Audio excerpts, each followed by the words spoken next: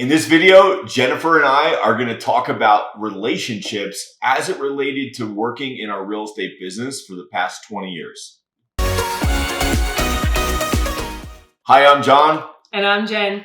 And we ran a real estate company at the highest level for almost 20 years now.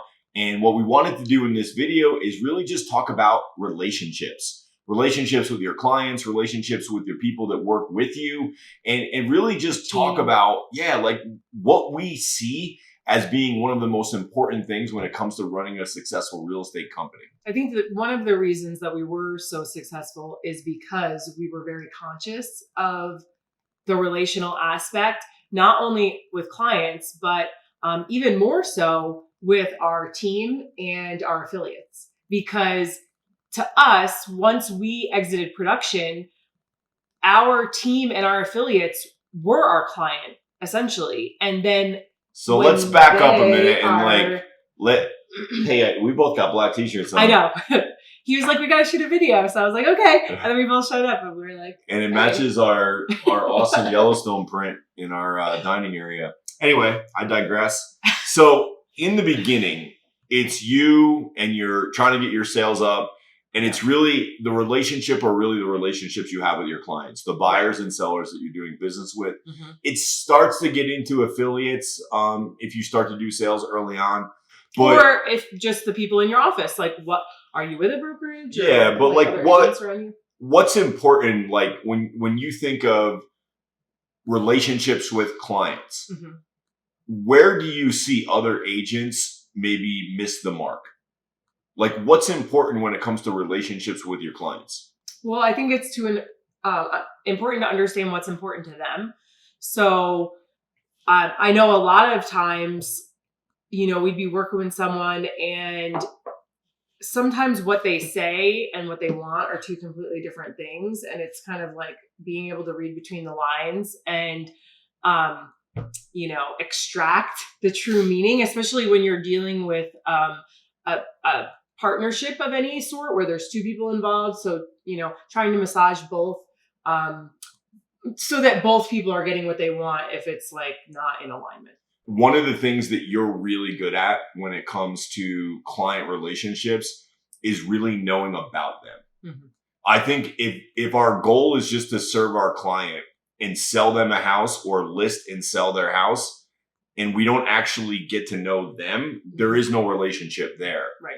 So you were really good at remembering their names, which I'm not at. No, this is real stuff. It got so bad. I like to cook. It's something I like to do in my spare time. It relaxes me. And it got so bad that I was like, we need to move to the next neighborhood up, or I need to stop going to the grocery store because I run into these people and I forget their names. I'm awful at it. So anyway, you're really good at remembering their names and remembering things about them and what's going on in their life. Mm-hmm. And I think that's something that we don't talk about because we're always when these real estate conversations happen, a lot of times they happen and they're very businessy, mm-hmm. but real estate's so relational and knowing those people is something really important that you really did good at. Well, thank you. I appreciate You're welcome. That. Yeah. Team effort. If it's not something that you're good at, that's totally fine. Make notes. We have our phone. You can go into your notes app, just make a couple notes, put them in your database. So then the next time that you talk to them, you can just reference it beforehand. So just because I have one of those crazy weird brains that remembers that stuff, everything, and I would tend to remember and be like, oh, how was Johnny's soccer game, or whatever it was I knew was coming up or going on in their life in between when we were gonna see them next. I always tried to make a point to ask, but just make a note about it. That's just a tip if you're not weird like me. I think that you're very good at connecting people. So listening to them and then distilling it down. And then you were always this master connector. And that's something that I feel like I'm not as good at, but I've come to, I think, be better just tell me more.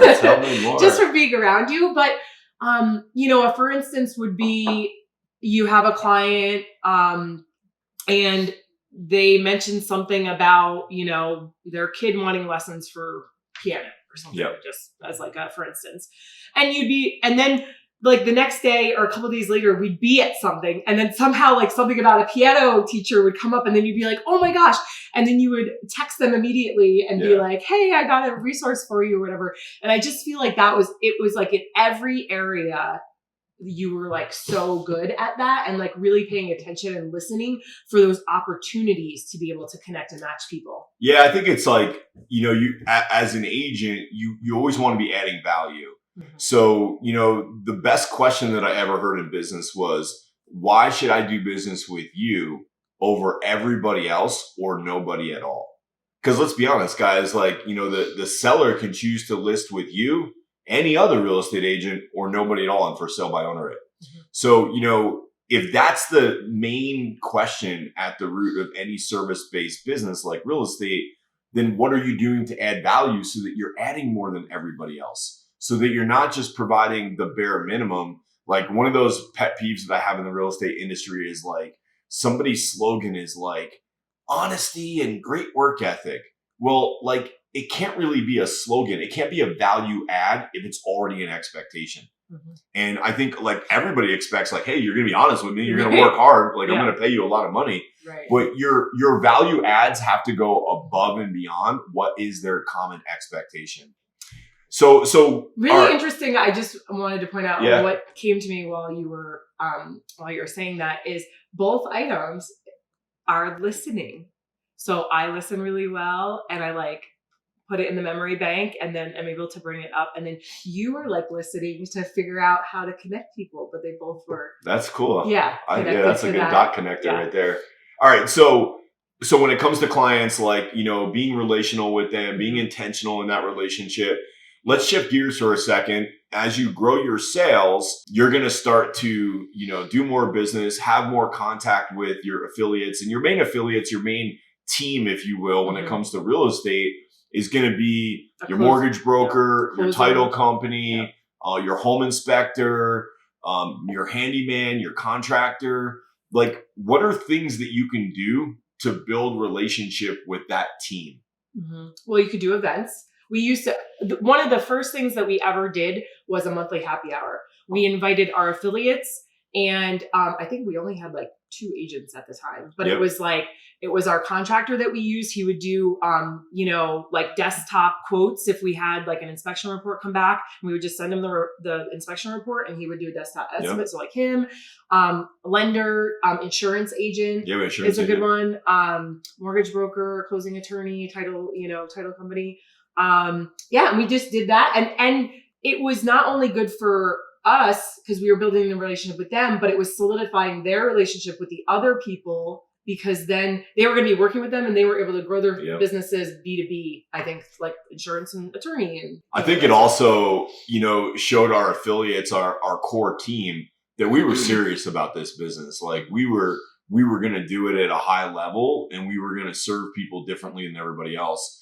So something as simple as a happy hour, and the way that we would structure that was we'd get with like a local restaurant that was in a convenient location that everybody knew. Mm-hmm. We would go approach them and we would say, hey, we want to bring in, 20 people or so on a Thursday afternoon. Mm-hmm. And can you accommodate with like an area set aside? Is there any like appetizer specials or drink specials that you can offer us? And they'd be like, oh yeah, sure.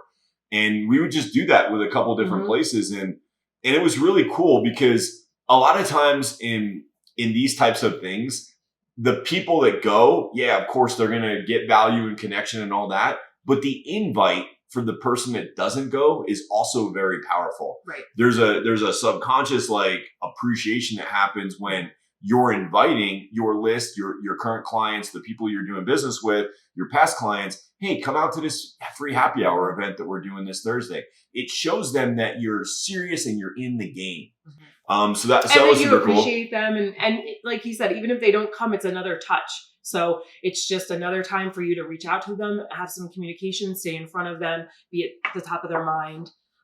So we did those, which I think was really good. I sent birthday cards. So I found out when all their birthdays were, or, if there was some sort of big something going on in their life, like I know our insurance agent moved his office and Yeah. he had a new building and stuff. So I sent like You bought congratulations. that new office through us too. Yeah, but So when it comes to your affiliates, like a lot of times this is what I see, and I'm not speaking directly to you who's watching this, but this is just what I've seen, is that agents tend to treat their affiliates poorly. Like they're there to do something for me. They treat them like a slave, basically. And I always tried to treat my affiliates like clients, and like I would want to be treated like and professionals. And most of them ended up being clients. And most of them ended up being clients. Yeah, I think all of them eventually did. But that's how you build a good relationship. And also the other mistake I see people make with their affiliates is they treat them like a paycheck. They're like, hey, I'm bringing you deals, so like I want you to pay me. And like, guys, there's definitely a time and a place for monetizing the relationships that you have, but like it shouldn't come at the onset of a relationship before there's even one there. So like I always tried to, prove my worth, prove my value, add the value first, and then ask for something very conservative back. And that worked for me. And I think that what ended up happening for us and our team is that core stayed with us for a very long period of time. We had very little turnover. And if you're always beating up your lender, as an example, for affiliate dollars and marketing co-brokes, then all of a sudden what's going to happen is they're not going to want to work with you. And you're constantly going to be rotating, and you're never going to have that connection and that deep relationship that ultimately serves your clients better, because you know these people so well and they know you and how you work so well. So just be thinking about that. And instead of doing, an MSA marketing services agreement with them that's like monthly or whatever, a lot of times once we started getting more heavy into our events that we did, I would just ask them to be a sponsor. So they were contributing to the overall cost of the event. And then I would feature them. We would usually have a table or a placard, or if we did giveaways, they could maybe sponsor baskets. Like there's so many different ways that you can bring them in. Obviously they were always invited, them and their families, to come, and be there at our client events, even though, they might not have been a client. It's still important to have them there because then they can meet the client too. All right. And the last area of relationships I want to talk about is the relationships with your agents and the people who work with you, your employees. Yeah. You said it early on, and we had to transition to really the focus being people that were buying and selling real estate with us, to when I got myself out of production and we started growing the company in the independent brokerage, it was like, okay, now these agents that work for us are our clients. So talk a little bit about what did we do internally to cultivate and maintain a relationship with those people? Yeah. So I think that one of the biggest things that we did that I really enjoyed is we all read that book. What is it called? The Five Dysfunctions of a Team. And there's a whole program that you can order online around it. And it's so good. Everyone has to take an assessment or whatever, and they're all anonymous. So nobody knows who said what about whatever.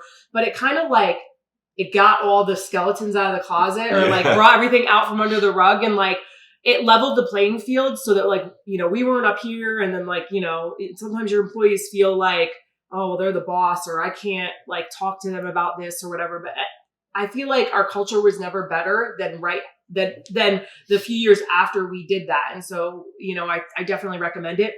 But it was the 5 Dysfunctions of the Team. We all read the book. We all took the assessment, and then we hired a moderator, and we did a half day in kind of school session where it was we went through everything, and he was able to teach, and we were able to have open conversation. And then the other half of the day, we did a fun event. We had lunch. And then we broke, and we raced go-karts. We raced go-karts at the GoPro Motorplex, which was awesome. It was super awesome. So that was a great thing. We've done so many different things. So let me say a couple things about when you're leading a team of people. Mm-hmm. You have to understand that there's the playbook or the process. We talk about processes and systems a lot. Right. There's the system for how you do things. And then there's the doing it in an everyday setting over and over and over and over again. And what we want to do is we want to serve people at a level where we create raving fans, whether that's our clients or that's the people that work for us. Because if we have raving fans, it's going to lead to more business and it's going to make it easy to do that business with the new people. So I think it's important to have two parts. Definitely the processes, like things we did for everybody. It was like, I hate to say always the same, but like everybody got a birthday card and we would do a $25 gift card and it would, be to wherever I would try to pick, knowing them what it was or whatever so that it made sense. But, Amazon, everybody uses Amazon. So like if you don't have to reinvent the wheel, like just do Amazon for everyone or Starbucks or something that's like very common. Target. But I would say even that's like a tactical, that's like a thing. Like what I think matters is that you have an environment where people can win. Yeah. And number two, people know what winning looks like. Mm-hmm. If people don't know what winning looks like, they might be doing an excellent job and you might actually think they're doing an excellent job. But if you're not communicating that they're doing an excellent job and there's not a way for them to see based on metrics, so key performance indicators, like what are they supposed to be producing within their role? What are the metrics so that they know they're winning? Because if you look at any study on employee satisfaction, if people don't know if they're winning, they will not be happy at the job and it will not last long. So I think internally we did that well with our staff. Mm-hmm. From the agents, we did it well because we knew what those metrics were. We tracked them every week. Mm-hmm. And then we would do really fun stuff together. So what are some of the fun things that we did together? Yeah. We did happy hours. We did a breakfast every month. So that took place in the morning. Breaking bread is really important with your people. We did contests. So there was usually we would do it in March, centered around March Madness, where we break the sales team into two. We pick two captains or whatever. Then they get to pick their team, and then there would be certain things that they get points for. And then at the end, they all got a prize. And we did a celebratory dinner out with them, and we went didn't like just send them on their own or give them a gift card. Like we went all together, and the whole team was there. And then actually, some of the other team came. Like, they just didn't get dinner paid for. They did, but they wanted to be a part of it because we had that culture and those friendships together. Trying to think of, we would do an annual top producers club we started doing, which was super fun. Yep. And it's really important to gauge your audience. Like you have to do things that make sense for your team. If nobody drinks on your team, then happy hour probably isn't the best idea. Yeah. But if people do, you want to do something fun. You want to, we did a boat cruise where it was like one of those pedal boats on the lake, and we went out and the variety I think is really important. Yeah. You have to demonstrate to your people that they matter to you by trying to make the experiences special and exciting and fun. And for some of you watching this, that means you're going to have to get outside your comfort zone. Mm-hmm. Maybe you're somebody that is really frugal with like what you do for your own fun and activities. When it comes to your team, I want to encourage you to let it loose a little bit. Like do things that they're going to brag about and they're going to go home and tell their friends about. Like that extra difference in what it might cost you might only be 10 or 20%, but the impact is double or triple what it would have been if you just went with like the same basic thing that you always do. I mean, we started doing incentive cruises. So if we hit our annual goal, we would take everybody at the company, employees and agents and their significant other or spouse. We would take them on an all-inclusive cruise. The amount of connection that happened at those events is impossible to put into words. And if you want to just say one thing about that though, it would have been super easy for us because we had it on the gamut 4 different years and we went 3 times. So we missed our goal one of the years or whatever. But it would have been super easy for me to say, rinse and repeat. We're doing the same boat. We're going out of the same port.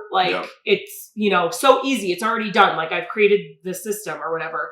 But instead of doing that, I said, every time we go, we're going to go on a different boat. I mean, obviously they're all similar, but we went out of a different port so that when we left, they were flying into we went out of Miami, we went out of Tampa, we went out of Fort Lauderdale. So it wasn't just where the experience of the trip itself, it was like when they come and they get there with their spouse, they can go out to a restaurant there that's different, and maybe they've never been to that area or whatever. Yeah, I don't think there's anything that's more bang for your buck than doing an all-inclusive cruise. Yeah. And if you haven't done that, maybe that's something you can look towards next year if you hit your goal.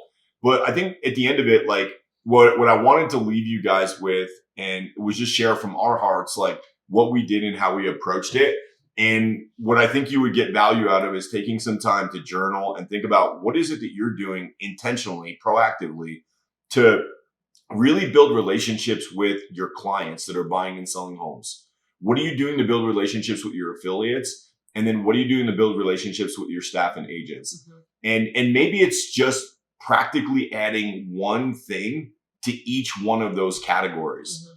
If there's anything that we can do to help you, let us know. Yeah, let us know. Yeah. Ask for help in the comments. We'd love to, share some of the things that we've learned along the way and be a valuable resource to you, because after all, it's a relationship that we're beginning with you through this video, and we always got to be adding value. And we're listening, so let us know.